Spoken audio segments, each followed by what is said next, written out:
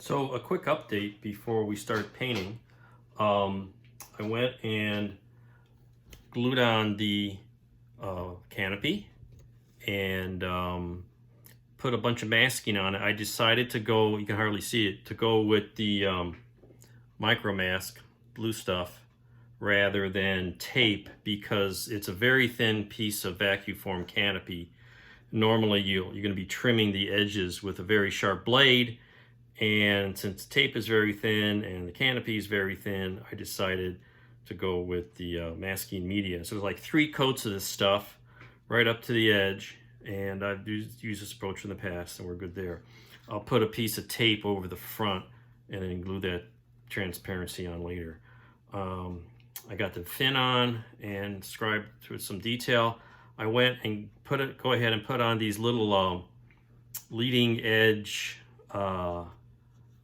devices. I don't know if they call them tufts or I forget the term, but I just use a little piece of, I had like a half round piece of strip styrene, glued it right to the edge here on the outside, sanded it, faired it with a little putty here, and that gave that just a little more authenticity.